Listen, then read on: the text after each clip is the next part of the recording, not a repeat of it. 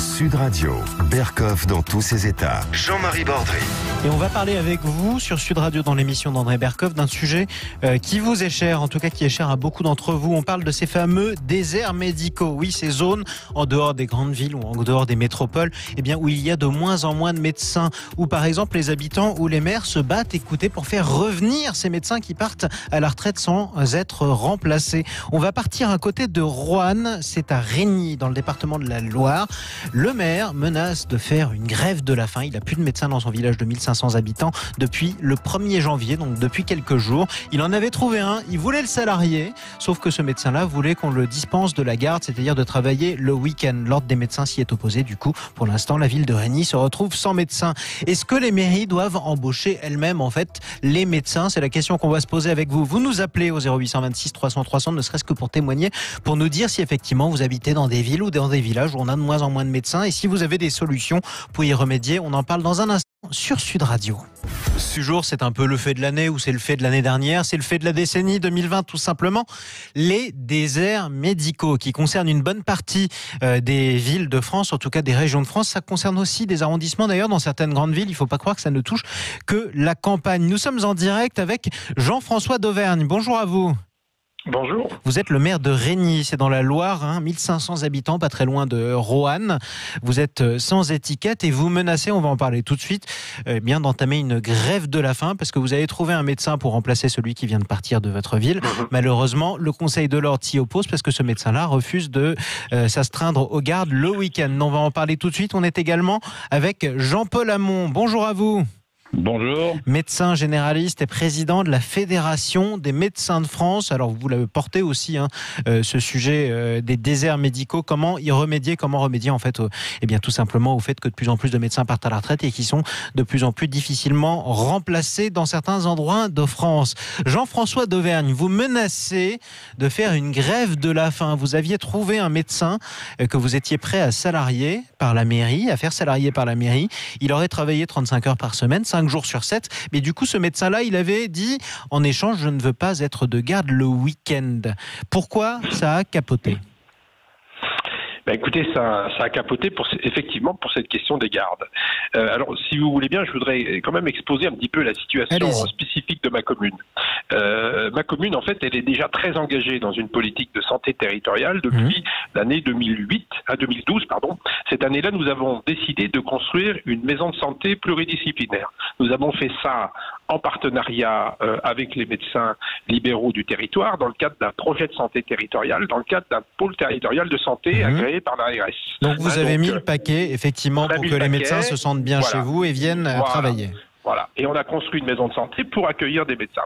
On a d'ailleurs accueilli des médecins depuis cette date-là. Voilà. Il se trouve que les médecins qu'on avait installés ont fini par partir. C'est la loi, c'est la liberté de chacun. Voilà. Donc depuis le 1er janvier, je n'ai plus personne. J'ai une maison de santé qui est vide. Donc moi, je. Ça vous a coûté combien d'ailleurs à la ville? 1 200 000 euros. Donc vous avez payé 1 200 000 euros pour accueillir des médecins qui sont venus effectivement, mais ça ne suffit pas en fait pour qu'il reste quoi. Le 1 200 000 euros, c'était pour construire le bâtiment. Ouais. On est d'accord. On est bien d'accord. Avec 800 000 euros d'aide publique de l'État, de l'Europe. Et vous vous retrouvez avec les murs, mais qui sont vides. Voilà. Aujourd'hui, j'ai des murs qui sont vides. J'essaye désespérément depuis 8 ans de renouveler les médecins libéraux. Je n'en trouve pas. Donc la décision que j'ai prise, parce qu'il faut bien trouver une solution. Moi, j'ai des bâtiments sur les bras. Ouais. On est dans le cadre d'un projet. J'ai décidé. Et puis vous avez vos administrés qui n'ont pas de médecin surtout.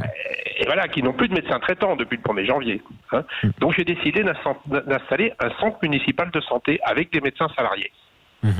Donc payé par qui? Par la mairie directement? Oui, alors payé. En fait, j'ai un partenariat avec un centre municipal de santé associatif. On va conventionner, et c'est ce centre de santé associatif qui va salarier les médecins. Mais en gros, c'est un centre municipal de santé. C'est comme si les médecins, finalement, c'est comme si vous vouliez avoir des médecins qui seraient un peu comme des fonctionnaires territoriaux qui travaillent pour une association qui est financée par la mairie. Voilà. C'est ça, c'est un service public de médecine. D'accord. Et du coup, ça coince. On va en parler tout de suite après, justement à cause de ce problème des gardes, parce que si vous le payez, vous le faites payer par cette association, c'est 35 heures, mais il a le droit de refuser les gardes, sauf que le Conseil de l'Ordre s'oppose au fait qu'un médecin ne soit pas soumis à des gardes. C'est bien ça ? C'est bien ça. Et puis, si vous voulez, dans un centre municipal de santé, il y a un modèle économique à respecter. Si vous voulez, le médecin, il est salarié du centre de santé et la recette financière, elle vient des actes qui sont faits, des remboursements de la sécurité sociale. Si je diminue le nombre d'actes, je fais du déficit. C'est mathématique. Donc vous êtes obligé d'en faire un certain nombre. Eh ben voilà, si je dois laisser le médecin faire des gardes le week-end, je vais devoir le dispenser de travailler le lundi et le mardi, ce qui est assez logique. C'est logique. Résultat, pour moi, c'est Et du coup, vous n'avez pas intérêt à le faire. Jean-Paul Hamon. Je n'ai pas intérêt. Et oui, économiquement, ça ne tient pas. Aujourd'hui, le système tel qu'il fonctionne ne permet pas de. Pour l'instant, ça ne tient pas. Ça ne vous permet pas de salarier vous-même un médecin. Bon, Jean-Paul Hamon, vous êtes médecin généraliste. Vous êtes président de la Fédération des médecins de France. Bon, c'est une solution qui peut paraître nouvelle. Vous allez me dire si elle a déjà été tentée ailleurs. Cela dit, une mairie qui presque directement, salarie elle-même ses médecins. Pourquoi ça coince? Moi, j'aimerais d'abord savoir pourquoi les médecins qui étaient initialement dans la maison de santé sont partis. Bon, vous posez une question vous-même, vous n'avez pas tort. D'ailleurs, Jean-François Dauvergne, pourquoi ils sont partis? Écoutez, ces médecins, déjà, on a eu un peu de difficulté à les accueillir. Ils ont commencé par travailler en tant que salariés de l'hôpital de Rouen qui les avait mis à disposition. Le contrat qui avait été pris avec eux, c'est que il démarrait pendant 3 ans sous salariat et ensuite il s'installait en tant que médecin libéral. Après, c'est la liberté d'installation et c'est la liberté. Les médecins, ils peuvent démarrer à Régny. Ensuite, ils peuvent se déplacer dans la région où ils veulent. Après, ils n'avaient pas de problème de patientèle. Ils étaient débordés de clients. Il n'y avait pas de problème. Ils vous ont expliqué leur choix de partir ou pas? Pardon? Est-ce qu'ils vous ont expliqué pourquoi ils partaient ou pas? Alors écoutez, le médecin qui vient de partir, c'est un médecin grec qui venait donc de Grèce et qui avait l'habitude de travailler, de vivre en milieu urbain. Le fait de vivre à la campagne, ça lui pesait beaucoup. Il lui manquait à la fois la ville et à la fois le soleil. Il est parti dans le sud de la France. C'est sa liberté individuelle et je crois qu'il y a beaucoup de médecins. Vous avez combien de cabinets dans votre maison de santé? J'ai 3 cabinets. 3 cabinets. Et quand vous avez dit, Jean-Paul Hamon. Quand vous avez dit que vous aviez eu un projet territorial, il était porté par les médecins ou c'était porté par vous? C'était porté par les médecins et par nous dans le cadre d'un pôle de santé. Mais c'est bien les médecins eux-mêmes qui ont décidé de monter ce projet et ils ont demandé au maire de Régny de construire cette maison de santé pour accueillir des nouveaux cabinets. Jean-Paul Hamon. À part le grec, vous aviez qui comme médecin? Oui, on avait également un médecin roumain qui était venu également comme salarié de l'hôpital. Alors ce médecin roumain a décidé, lui, de racheter un cabinet dans la ville voisine de Rouen. Il a repris, si vous voulez, derrière un médecin qui partait à la retraite. Mais il est parti du coup aussi en ville, puisque quand même Rouen est une... ils étaient salariés combien? Ils étaient payés combien? Ils étaient payés selon le... vous savez, ils étaient payés par l'hôpital de Rouen sur la grille des médecins hospitaliers. Et mis à disposition de la maison de santé de Régny. Ensuite, ils ont fait le choix, ils ont respecté leur contrat, ils ont décidé de s'installer comme médecins libéraux. Et ils ont exercé comme médecins libéraux tous les deux pendant 3 ans à Régny. Bon, alors vous posez beaucoup de questions, vous avez raison d'ailleurs d'en poser, Jean-Paul Hamon, mais malgré tout, on voit aussi la difficulté d'attirer des médecins dans certains villages, y compris à la campagne. Par exemple, vous en avez un dans l'exemple que nous donne Jean-François Dauvergne, qui est le maire de Régny, un qui préfère repartir à la ville, il était grec, il a préféré repartir à la ville. Vous en avez un autre qui est roumain et qui finit par aller s'installer à Rouen, qui est quand même une grande ville par rapport à Régny, qui est un village de 1500 habitants. C'est difficile, on doit aller chercher les médecins très loin.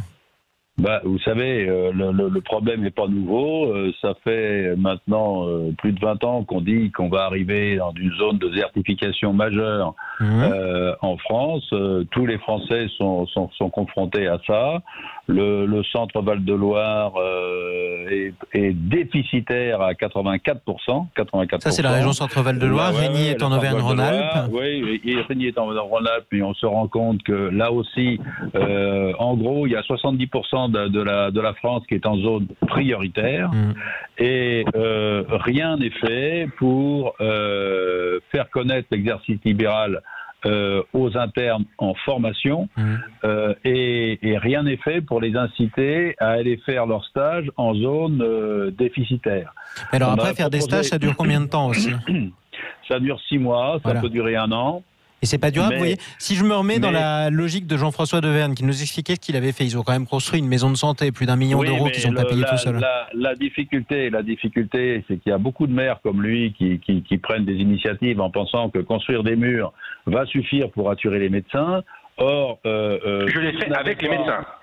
Si vous n'avez pas au départ un médecin du secteur qui est porteur du truc.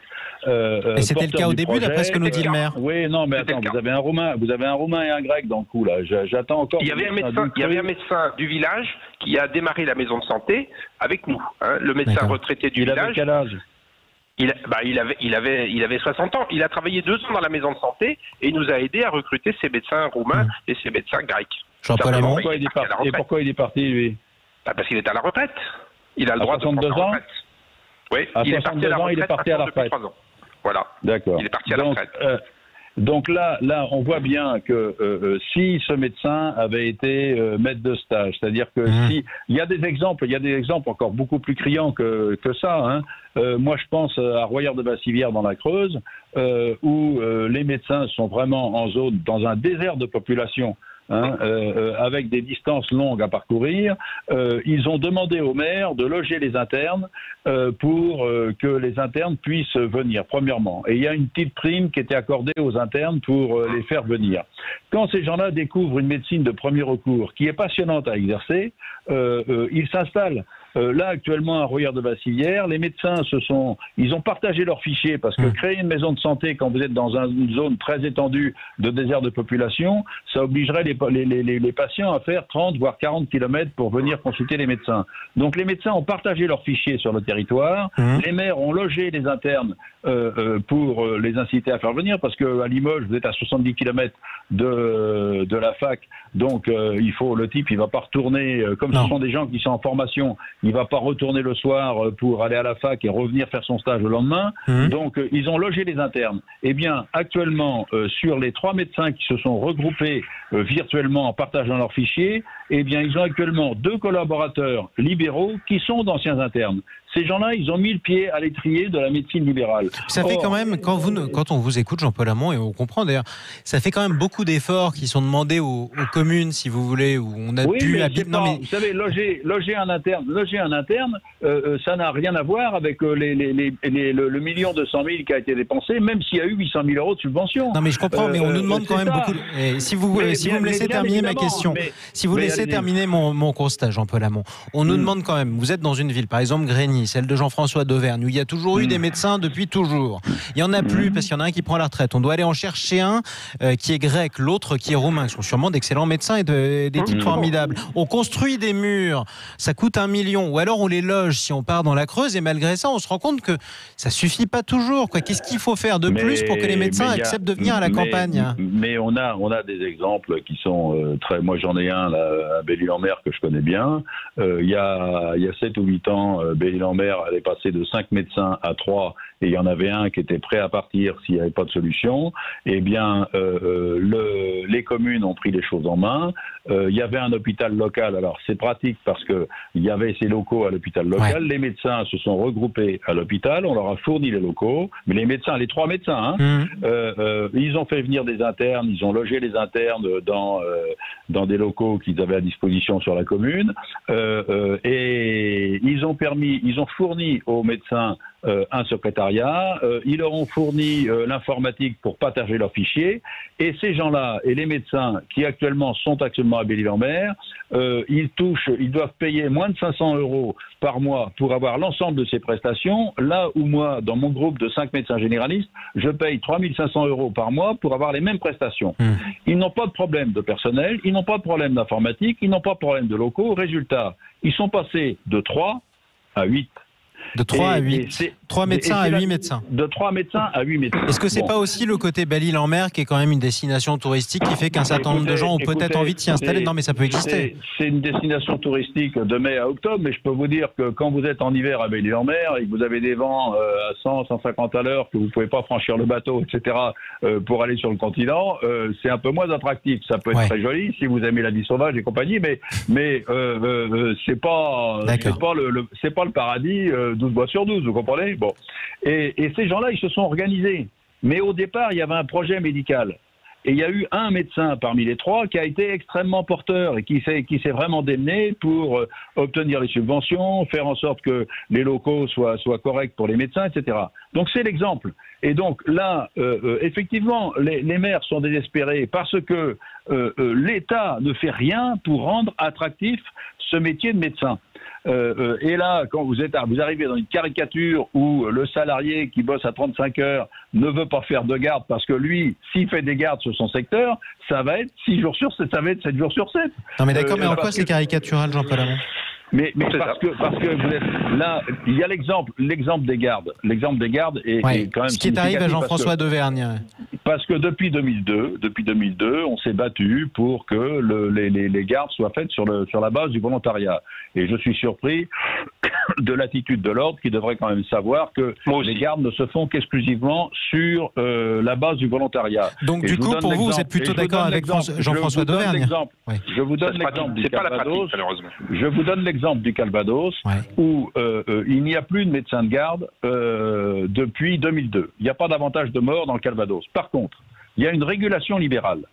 Il y a une régulation qui fait que chaque appel entre 20h et 8h du matin, vous avez un médecin qui vous écoute, etc., qui estime quelle pathologie vous avez et qui, si vous avez besoin de voir un médecin, on vous envoie une ambulance qui vous transporte à l'hôpital où vous êtes examiné, et si le régulateur estime que le patient n'est pas transportable, c'est le SAMU qui se déplace. Mais le fait est que sur le Calvados depuis 2002, d'abord, le SAMU est loin d'être débordé, 2, il y a environ 14 appels par nuit sur l'ensemble du département, vous entendez, qui nécessitent un avis médical, et seulement quelques-uns qui nécessitent de voir une intervention, un médecin.